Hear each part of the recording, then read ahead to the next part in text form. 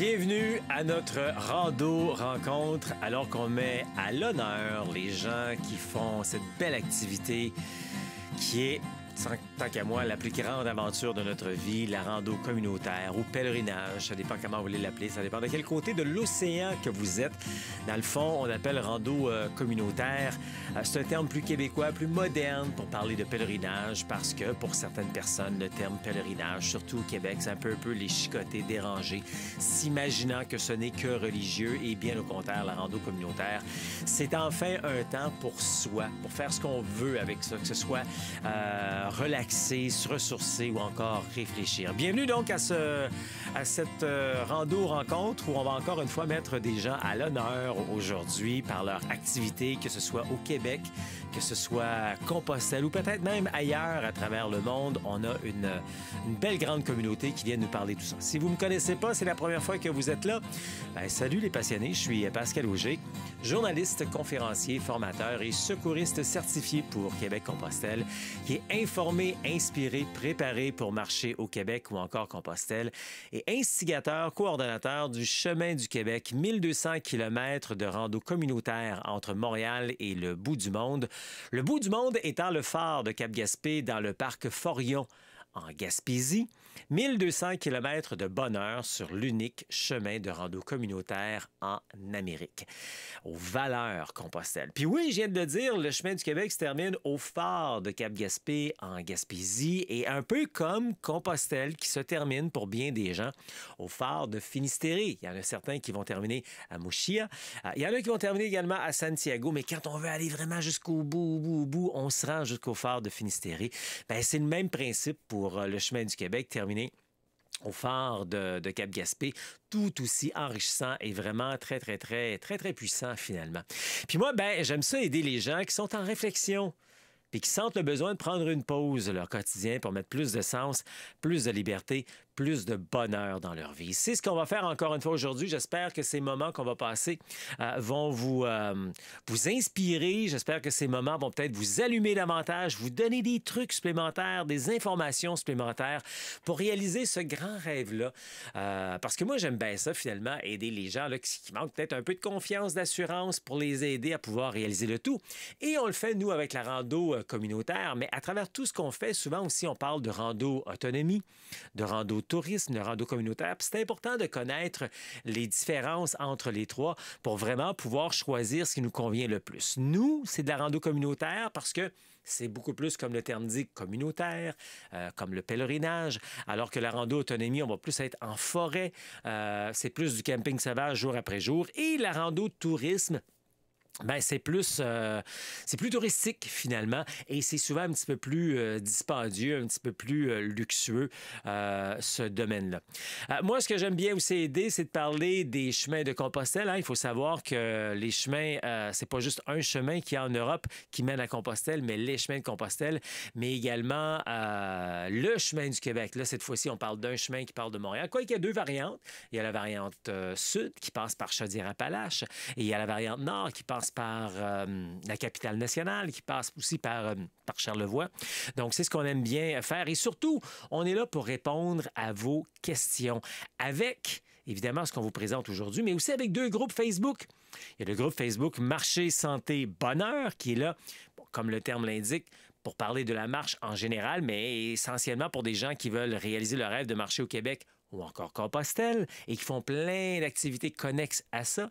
Et on a notre autre groupe également, Chemin du Québec, pour les gens qui vraiment ont comme but, comme objectif de marcher sur le chemin du Québec. C'est peut-être des gens qui ont eu des expériences, qui sont sur le chemin ou qui vont marcher sur le chemin du Québec également. N'oubliez pas que si vous voulez aussi poser des questions, c'est possible d'aller sur québeccompostelle.com. On clique sur l'onglet « Contact » et quand on descend un peu, il y a là le lien pour nous rejoindre.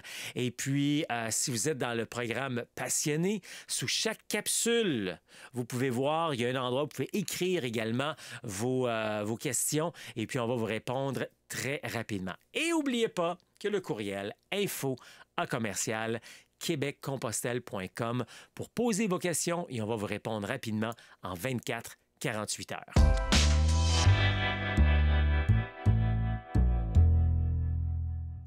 À partir du Caminho Português, C'est vraiment le fun de faire la vidéo là parce que le soleil est de retour avec Ben nous oui, autres, on hein. est chanceux. Oh, on a eu quelques journées de bruine, pas tant. Le soleil arrive, c'est le fun. Sylvie qui est là. Allô Sylvie. Salut! Sylvie qui est la deuxième, fait sa deuxième aventure Compostelle avec moi. En mai-juin dernier, on avait fait le Camino Invierno ensemble. Puis, ben, ça a l'air qu'elle aimait ça. Elle a décidé de revenir cette fois-ci faire le Camino portugais, d'où on est présentement. On va bientôt terminer notre journée. Et là, on est notre dernière étape avant d'arriver à Compostelle demain. Compostelle que tu as déjà connue. Ben oui, je suis arrivée à Compostelle déjà une fois. Ouais, C'est une deuxième visite là-bas. Ouais. Le coq nous salue. Sylvie, avant de commencer de parler un peu de ce chemin-là et tout, toi, là, si tu avais une autobiographie à écrire, tu te décrirais comment? Moi, je suis une fille de famille, premièrement. Je viens d'une grosse famille. J'ai toujours connu l'entraide entre les uns et les autres. Peut-être c'est ce qui m'a amenée à faire un travail d'infirmière. J'ai toujours travaillé en soins. Plus de 40 ans en soins, ça fait que c'est quand même... Je pense que j'ai assez donné de ce côté-là. Mais ça nous poursuit, hein? Ouais. Parce que sur le Camino, là, il y a des ampoules des fois, là. Fait que le monde, ils savent que tu es capable de les aider. C'est qu'ils viennent te voir. Mais c'est bien correct, là. On donne un petit coup de main, puis on s'entraide. Puis ça doit être naturel aussi, des fois. Oui. Je veux dire, t'es Oui. comme, t'as le goût, tu veux décrocher, mais en même Ouais. temps, tu sais, ça Je fait veux partie de voir, toi. puis je veux aider. Mais Ouais. je veux pas que ça devienne une obligation, là. Ouais. Ceux qui viennent, je leur donne des conseils, mais c'est pas moi qui fais les pansements et tout, là. OK. Je les laisse aller Oui. avec le chemin. Oui, exactement, c'est C'est bon pas mal ça. ça. Ah, on apprend aux pêcheurs à pêcher et non pas lui fournir les poissons. Oui, c'est Hein? ça. C'est ça que j'essaye de faire. C'est difficile dans la vie parce que je suis toujours au devant. Ouais. Je fais ça beaucoup. Dis-moi, là, c'est ta deuxième fois que tu marches Compostelle. Avant, on parle concrètement de ce voyage-là. C'est rentré comment dans ta vie, ça, Compostelle? Ça fait-tu, comme bien des gens, des années que tu penses ça? C'est récent. Ben, Ça vient d'où, ça? J'ai un beau-frère qui a fait Compostelle, qui a été 3 mois sur les chemins, qui en parlait, qui était transfiguré quand il parlait de Compostelle. Puis moi, c'est quelque chose qui me tentait. Je suis une fille très solitaire. J'aime beaucoup, beaucoup marcher seule, m'asseoir seule dans le fond d'une cour, lire un livre toute seule quand il y a trop de monde autour. J'ai toujours été comme ça dans la vie. Ça fait que je me disais, mon Dieu, c'est pour moi ça, marcher sur le chemin tout seul. Mais il y a toujours du monde. Si tu veux pas être avec du monde, tu peux, mais si tu veux, il y a du monde. Puis on est très bien entouré. L'idée de Compostelle, c'est un peu ça. Marcher sur un chemin, me retrouver dans le calme. Ça fait combien de temps que ton beau-frère t'avait parlé où il y a eu cette expérience-là? Ah, ça fait au moins 12 ans. OK. 10-12 ans, certains. Fait que ça fait 10-12 ans que la graine est semée, tu entends parler Oui. de ça, tu te dis ça me tenterait. Je me disais, à un moment donné, je vais le faire. Puis quand j'ai décidé là, de m'inscrire pour... là, j'ai tout assez, là. On dit tout le temps ça à un moment donné, puis on le fait jamais. OK, ouais, c'est ça. C'était quoi le déclencheur? Ben, j'ai décidé que je le faisais, c'est tout. OK. J'ai fini de travailler quelques années après le COVID.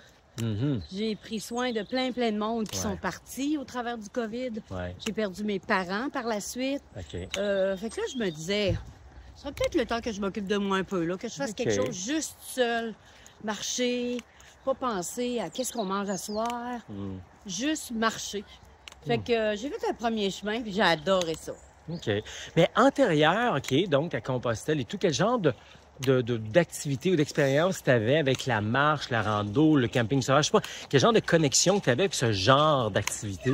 Ben, on a commencé avec mon conjoint, mais on en faisait un peu avec les enfants, mais pas tant que ça. On aurait dit que tout le monde faisait du sport chacun de leur bord. Puis on a commencé à faire les défis des sommets dans Charlevoix. OK. Des montagnes, des montagnes, des montagnes. Mhm. Puis j'ai vu que j'étais quand même assez en forme là, pour faire des montagnes, puis que les premières, j'avais mal dans les mollets puis dans les cuisses, mais plus qu'on marche, meilleur qu'on devient. J'ai commencé à marcher, je faisais des 3 km, puis je me disais, bon, mais ça c'est... Je rentre à la maison. 5 km, 7 km. Puis au travers de la marche, ben je me suis mis à courir aussi. Fait que je faisais de la marche, de la course, je m'inscrivais à des 5 km, à des 10. Fait que j'ai continué depuis 2005, là, tout le temps, là, d'en faire. Pas tous les jours, mais vraiment régulièrement.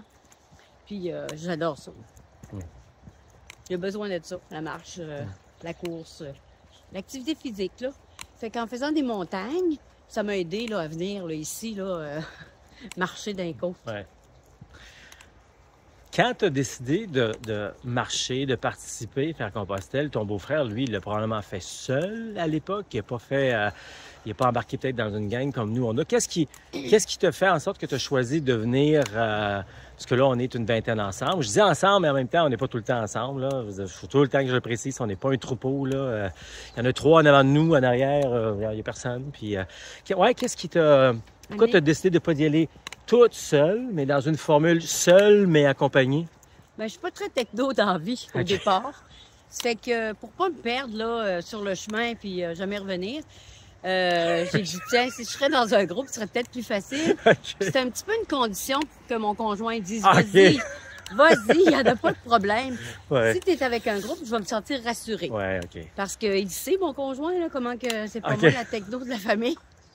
Ça fait que non, je trouvais que c'était correct. Ça me rassurait aussi d'avoir là une structure autour. Puis c'est très bien structuré en passant. C'est le fun. On sent qu'on est supporté.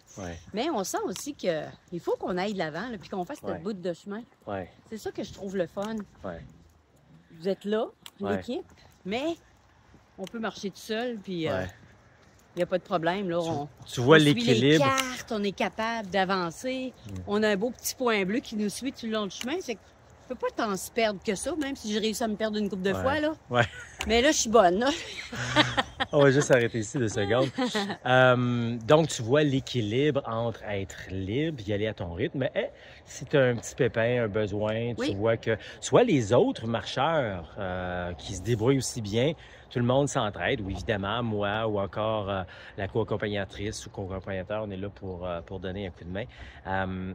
Parle-moi, tantôt, on parlera, dépendant combien de temps il nous reste, là, on parlera un peu de ton aventure sur le Camino Invierno que je fais régulièrement là, en mai-juin.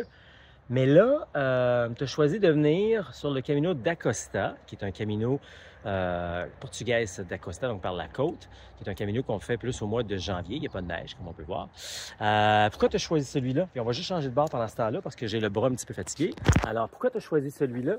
Ben, j'ai choisi celui-là parce qu'on aurait dit que j'étais comme en urgence. Moi, j'avais le goût de faire un camino là. J'avais le goût de revenir tout de suite. C'est pas destination, finalement. C'est comme, j'ai le goût d'y aller, j'ai le goût de marcher. Le Portugal, c'est une place qui m'intéressait. Ça fait que c'est sûr que quand j'ai vu, parce qu'au départ, tu l'avais pas, le portugais. Fait que quand j'ai vu ça sur le site, mon doux, en janvier, le camino portugais, wow! Je trouvais que c'était intéressant parce que l'été, ben, je ne suis allée faire du camping, j'étais avec mon conjoint, puis je voulais pas le brimer non plus, là. Jamais être là, partir sur les chemins. Fait que je trouvais que c'était intéressant, là, la formule. Puis je me suis dit en janvier, ben, il va faire beau. Comme vous voyez, il fait super beau. Fait que je me suis pas trop trompée. On a eu un peu de pluie, là, mais quand même. C'est plus beau qu'au Québec. C'est peut-être légèrement plus agréable présentement de marcher à 20 degrés que d'être au Québec dans la neige à moins 20. Oui, ça a l'air que c'est glissant au Québec, là, présentement. On vous salue, le Québec dans la neige. Je sais pas quand ça se fait que les gens regardent ça puis il fait 30 degrés en plein été. Là, mais bon, nous autres, là, c'est au mois de janvier présentement, puis il fait beau, puis c'est vert. Quoi qu'il n'y a pas de... Ça paraît quand même qu'on est en hiver, hein, parce qu'on voit des arbres, là, que les gens voient un peu. Il y en a qui ont des feuilles, comme l'autre à côté, regarde, il y a des feuilles. Puis il y en a d'autres qui n'en ont pas. On voit quand même que c'est l'hiver. Comme aujourd'hui, hier, on a passé beaucoup dans des vignobles. Fait qu'on voit qu'il ne se passe plus rien. Il n'y a pas de raisin. Il n'y a pas de raisin. Ça, c'est sec. Mais chaque saison a ses fruits. Qu'est-ce qu'on voit beaucoup ces temps-ci? Des oranges, puis des citrons, hein? Des citrons, des oranges, des clémentines. Oui, j'ai vu des pomelos aussi la semaine passée. C'est quoi ça? Je pensais que c'était... C'est comme des pamplemousses. Ah ouais? Mais c'est plus gros. C'est le monsieur qui me dit, ça dit des pomelos. Ah ouais? Oui. Un résident là, de la petite ville, il m'a dit c'était ça. Les pomelos. Là, on va être prudent, on va aller sur le trottoir. D'accord. On va bien faire nos choses. Oui, c'est ça. Là, je vais changer de place encore avec toi pour... Mon bras gauche, il est moins... Ben, ça te prendrait moins habitué que mon bras. Petit bras Oh non, j'aime ça comme ça. Hey, dis-moi, ça fait maintenant une dizaine de jours, je pense que c'est notre 11e journée aujourd'hui qu'on est sur le chemin. Tu as déjà une expérience, là, comme je disais. Mais comment ça se passe, ce chemin-là, pour toi? C'est différent de l'autre qu'on a fait, parce que l'autre, on était tout le temps à l'intérieur des terres. Là, on a commencé à Porto.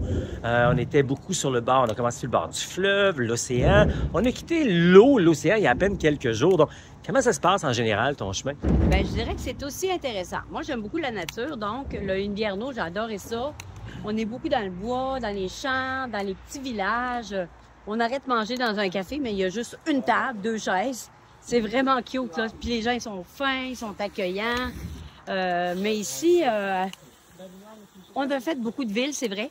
Mais chaque fois qu'on va dans une forêt d'eucalyptus, là, c'est magique. Parce qu'ici, il y a beaucoup d'eucalyptus, hein. Ça sent bon, c'est beau. Je peux pas dire que j'aimais mieux le Invierno que le portugais. C'est deux chemins qui sont magnifiques. C'est les gens qui sont sur le chemin qui font la différence. C'est nous. C'est nous qui font notre chemin. Fait que je pense que c'est de choisir un chemin par le temps que tu as à le faire, là. Je pense que c'est ça qui peut faire la différence. Parce que c'est deux groupes différents que j'ai, moi, puis ils sont tout aussi intéressants que les uns que les autres. C'est des personnes de cœur qui font le Camino. Là, je suis en train de faire signe à la gang en avant parce qu'ils ne savent pas ce qui s'en va. Je dis, c'est plus loin, c'est plus loin. Bon, c'est ça. Puis je t'écoutais en même temps. On arrive à l'auberge. Donc, à part l'océan, on va faire ça, je n'avais pas prévu ça. À part l'océan, quelles seraient les différences majeures entre les deux chemins que tu as fait? Je répète, le Camino Português da Costa, donc par la côte, et elle a fait le Camino Invierno. C'est deux chemins qui, quand moi je passe, sont très peu achalandés. Parce qu'ici, en janvier, il n'y a pas beaucoup de marcheurs pèlerins. Puis le Camino Invierno, c'est un chemin qui est très peu connu, même si on le fait en mai-juin. Très peu connu. Alors, c'est quoi, pour toi, les grandes différences entre les deux? Bien, moi, je pense qu'ici, on a beaucoup de villes. On a beaucoup de villes, on a beaucoup plus de béton. On est beaucoup plus en ville que le Camino Invierno. Invierno, c'est la campagne. Moi, j'ai trouvé ça, là. Je ne sais pas si je me trompe, là, mais c'est vraiment ça que j'ai l'impression. OK. Puis, en frais d'achalandage, on a à peu près la même affaire. C'est la même chose. C'est la même chose. Il n'y a presque pas de monde. Il n'y a presque pas de pèlerins sur la route. Vraiment, c'est des périodes le fun. Si vous ne voulez pas vous promener sur une autoroute, là, c'est des belles périodes pour faire les caminos. Ouais. C'est des beaux choix de caminos en plus. Dans 24 heures, on entre à Santiago. Ouais. Si c'était ta première fois que tu étais là, je t'aurais posé la question. J'aurais posé la question, qu'est-ce que ça te fait? Qu'est-ce que tu ressens et tout? Mais je ne peux pas te poser cette question-là. Tu l'as déjà vécu. Donc, pour l'avoir déjà vécu, comment c'est pour toi le retour à Santiago? Parce que c'est pas notre fin. On va continuer après. On continue vers Finistère et Murcia. Il y en a pour qui Santiago, c'est moins important que Finistère et Murcia. Peu importe, là. Il y a comme un accomplissement demain. On arrive à un des points. Oui, comment vrai. Tu vois ça? Comment tu anticipes ça? Moi, j'ai hâte de revoir tout ça parce que j'ai trouvé ça vraiment beau. Arriver à Santiago, c'est géant. On arrive devant la cathédrale. Il y a plein de structures tout le tour. C'est très haut. On vit pas ça vraiment avec les autres. On est tout seul, puis on regarde, puis on tourne, puis on tourne, puis on a les yeux en l'air. Puis là, on est content parce qu'on a accompli quelque chose. J'ai hâte de voir demain, ça va être quoi? Qu'est-ce que ça va me faire comme différence? Parce que je suis avec un autre groupe qu'eux, ils n'ont pas vécu. Peut-être que je vais regarder le groupe, voir l'entrée à la cathédrale, ou encore que je vais arriver, comme d'habitude, en train dans les pieds demain seul pour voir là, comment moi je vais vivre ça. La dernière fois, quand tu étais là, est-ce que tu penses que tu en as profité pleinement de Santiago ou il y a des choses que tu as manquées, que là, tu as hâte de revoir, de revisiter? T'avais-tu fait la cathédrale, le toit de la cathédrale, l'intérieur? J'aimerais peut-être faire le toit. Je ne l'ai pas fait. J'ai fait l'intérieur. J'ai même assisté à une messe. Mais j'irais peut-être là marcher sur les toits, là. OK. Parce que c'est protégé, hein? Il y a des barrières, il y a des... quand même protégé. J'irais peut-être sur les toits, voir ça, qu'est-ce que ça a de l'air. Puis il y a plein d'autres choses également. J'ai visité beaucoup de petites rues, c'est beau, c'est coloré, mais je pense que mon coup de cœur, c'est Finistère. Finistère, là, c'est magique. C'est vraiment beau. Vraiment, vraiment, vraiment beau. Dis-moi pourquoi on va être là à peu près, grosso modo, dans une semaine, parce qu'après Santiago, on prend quelques jours, on sera à Finistère et on termine à Murcia, à peu près dans une semaine, grosso modo. Pourquoi, toi, ça t'appelle plus, ces endroits-là? Bien, c'est les rues. C'est des petites rues, c'est comme magique. Il y a des petites rues, il y a des petits bijoux. Là, on trouve une pâtisserie qui est décorée. C'est incroyable. On vire de bord, il y a d'autres choses. Il y a vraiment des petits bars qui sont vraiment différents.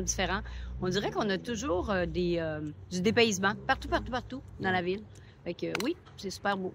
Puis dans le fond aussi, dans notre cas, moi, ce que j'aime beaucoup, c'est parce qu'en fait, le Da Costa, on a commencé sur le bord de la mer et on termine sur le bord de la mer. On revient sur le bord de la mer. Il y a quelque chose de fascinant là-dedans aussi. Moi, j'adore la mer, là. J'adore l'eau, la mer. Je suis une fille de la Gaspésie, ça fait que c'est sûr que j'aime ça.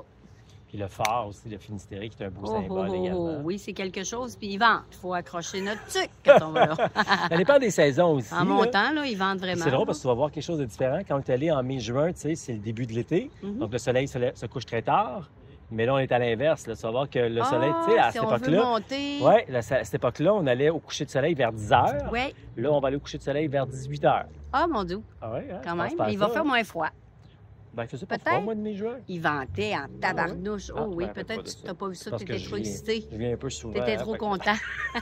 OK, avant qu'on termine, là, notre albergue est juste là. Les filles l'ont trouvé, fait que là, on va aller retrouver notre place dans les prochaines secondes. Avant qu'on termine, y a-tu quelque chose que je t'ai pas demandé, que tu te dis, hey, les gens devraient savoir ça, ou je sais pas, de toute ton aventure, ton expérience jusqu'à présent? Non, je pense, là, chez vous, le monde, si ça vous tente, là, attendez pas là, 10 ans. Là, si vous êtes en forme, là, allez-y là, parce que des fois, sur le chemin, on trouve que c'est plus dur qu'on pensait. Puis moi, je suis une marcheuse, ben je marche pas 25 km à tous les jours à la maison, là. Mais ici, c'est ça. 25, 26, 27. Fait que des fois, on est surpris un peu par notre corps. Je suis en forme, là. Après 10 jours, je pète le feu, là. J'arrive à l'auberge, j'ai pas de l'air trop fatiguée, hein.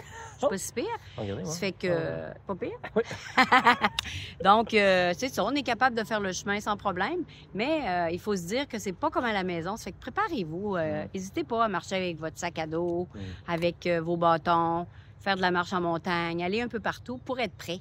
Puis, si vous êtes en forme présentement, ben, allez-y là. Ouais. C'est une bonne idée, hein? Sage. Décision. Oui, sage décision, sage succès. En terminant, c'est ton deuxième. Qu'est-ce que tu retiens? Au départ, tu me dis que tu voulais faire ça, tu as un bout que tu y pensais, tu vas prendre du temps pour toi, tu es solitaire. Donc maintenant, qu'est-ce que tu retiens de ces presque 2 aventures complètes? Ben, c'est tout aussi intéressant, mais on dirait que je me sens plus calme, plus détendue. Je dis pas que je ne referai pas d'autres caminos, mais on dirait que je suis allée au bout de ce que je cherchais là, dans mon camino. Je voulais avoir...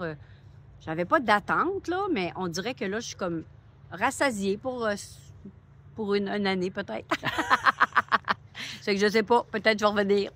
Oh, tu sais que j'en rajoute Ouais, à chaque année. à c'est cette ça, heure, j'ai hein, vu, fait je suis que- contente. Je Ben vais ouais, pouvoir c'est ça. faire des nouveaux chemins. Ou peut-être Fait qu'à un que, moment donné, tu viendras par toi-même aussi, parce que, tu sais, Oui, il n'est ça pas se pourrait. interdit, ça aussi. Moi, je le dis tout le temps, j'aime ça donner les outils aux gens, puis un jour, s'ils partent par eux-mêmes pour le faire tout seul, ben c'est tout aussi gratifiant pour moi, comme ça l'est gratifiant, comme Sylvie qui revient pour une deuxième fois, parce Ouais. qu'elle a aimé sa... J'ai aimé mon expérience, puis c'est aussi intéressant cette fois-ci. C'est vraiment, vraiment le fun. Puis c'est ça, j'ai l'impression de boucler la boucle. Là, c'est comme, j'avais le goût de faire ça, puis je suis bien, je suis ici, puis je continue ma route. Puis comme on disait, c'est le fun d'être ici au mois de janvier, au lieu Hey, d'être quand les 2 même. pieds dans la neige. On puis, pensait à vous autres, là. Tantôt, on était sur une terrasse, puis on se disait, hey, wow, janvier, sa terrasse, c'est quand même intéressant. Ouais, c'est ça. C'est de même. Tu peux le faire aussi au Québec, mais tu vas avoir des mitaines Oui, des trucs. oui, ils vont faire- puis vous ferez mettre du chauffage sur la terrasse. Ce sera pas chaud. Merci, Sylvie.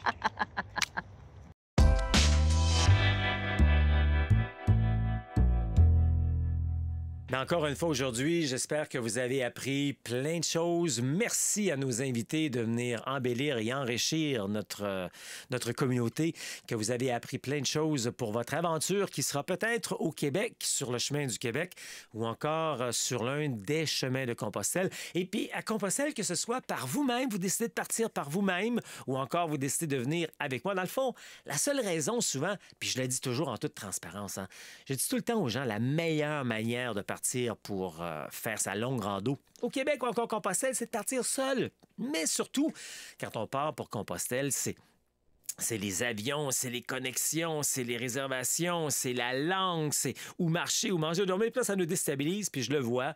Alors oui, la deuxième meilleure manière d'y aller, c'est de venir avec nos formules Rando Séjour, où vous avez énormément de liberté. Énormément de liberté. Ce n'est pas un classique voyage de groupe organisé, bien qu'il y ait beaucoup d'organisations, puis vous vous cassez pas la tête parce qu'on s'occupe de vous, mais c'est très différent parce que dans les voyages de groupe organisés habituellement, on se suit en troupeau avec le guide à l'avant, son petit drapeau blanc, puis on supporte. Mais nous, c'est pas ça. Oui, il y a plein de choses qu'on va vous donner. Comme ça, vous allez être bien, vous allez être en sécurité et tout, mais vous avez la liberté de vivre votre chemin à votre manière. Et c'est ça la formule qui se démarque de toute autre façon de faire présentement. Et on aime bien pouvoir vous l'offrir de cette manière-là. Et c'est pour ça qu'on vous offre les randos séjours au Québec ou même à Compostelle. Et c'est pour ça que nos randos séjours, maintenant, quand on affiche un rando séjour, quand on affiche une aventure à Compostelle, en l'espace de quelques heures, 48 heures souvent, tout est complet. Et comme on a juste 20 places, ben ça va très, très rapidement. D'ailleurs, si vous êtes intéressé par nos formules d'aventure à Compostelle, on vous invite à nous laisser vos coordonnées et comme ça, vous aurez l'exclusivité. C'est vous qui avez la possibilité de s'inscrire en premier avant qu'on l'ouvre même à la communauté et avant qu'on l'ouvre au grand public, même que souvent, on l'ouvre même plus au grand public parce que déjà, c'est comblé d'avance. Donc, si c'est quelque chose qui vous intéresse, immédiatement, je vous invite à écrire à info@québeccompostelle.com et tout simplement nous dire je veux être sur la liste d'intérêt, d'attente pour les voyages à Compostelle et vous aurez la primeur, donc peut-être pas l'exclusivité, mais je dis la primeur parce qu'après, on va vers la communauté, on va vers les abonnés, etc. D'ailleurs, si vous voulez voir toutes les activités que l'on fait comme ça, je vous invite à aller faire un tour sur québeccompostelle.com. Vous allez voir en haut de page, il y a un onglet qui s'appelle Autres. Cliquez dessus, vous allez voir plein de choses intéressantes là-dedans, dont le calendrier. En cliquant sur le calendrier, vous allez voir toutes les activités que l'on fait dans une année au grand complet. Et là-dedans, vous allez entre autres voir les randos séjours qu'on fait à chaque mois au Québec et plusieurs fois par année également à Compostelle. Et c'est également par québeccompostelle.com que vous pourrez aussi avoir dans l'onglet Autres, il y a l'onglet Contact et vous pourrez nous laisser des messages et on va vous offrir finalement, on va contacter, on va répondre à vos questions parce que c'est ce qu'on aime faire finalement, répondre à toutes vos questions. Et c'est pourquoi on a créé l'appel de la liberté. C'est un 30 minutes gratuit avec vous. Vous n'êtes pas pris dans un carcan, vous n'êtes pas pris dans une boutique où on essaye de vous vendre de l'équipement puis des vêtements et tout. Regardez autour de moi, il n'y en a pas de ça. On ne vend pas de ça. Nous, on n'est pas une boutique. Alors, si vous voulez avoir de l'information gratuitement, l'appel de la liberté, c'est pour vous. Vous avez juste à aller faire un tour sur québeccompostelle.com/appel, APPEL avec un A majuscule, parce que c'est majeur le temps qu'on va passer ensemble. Dans cet appel, on va prendre le temps de vous écouter. Ensuite, on va prendre le temps de vous expliquer c'est quoi les points importants. Être bien informé, bien inspiré, bien préparé. Et puis, à travers tout ça, ça vous tente, on va vous parler de ce qu'on peut faire pour vous aider à vous préparer. Donc, avec le lien que je viens de vous mentionner, québeccompostelle.com/appel, vous allez passer par un questionnaire en premier lieu et ensuite, vous pourrez prendre rendez-vous avec nous. Parce que moi, c'est ce que j'aime faire, aider les gens, peut-être qui ont besoin de plus de confiance, d'assurance, qui sont novices, débutants, peu d'expérience. Souvent, vous me dites, vous avez peur d'avoir mal aux pieds, peur d'avoir des ampoules, peur d'avoir mal au dos, peur d'abandonner, peur. Nous, on est le remède pour ça. On vous élimine toutes ces peurs-là pour faire en sorte que vous réalisez votre rêve de marcher au Québec ou encore Compostelle de manière humaine, sécuritaire et sans blessure. Tu mérite une pause. Alors réalise ton rêve de marcher au Québec ou encore Compostelle.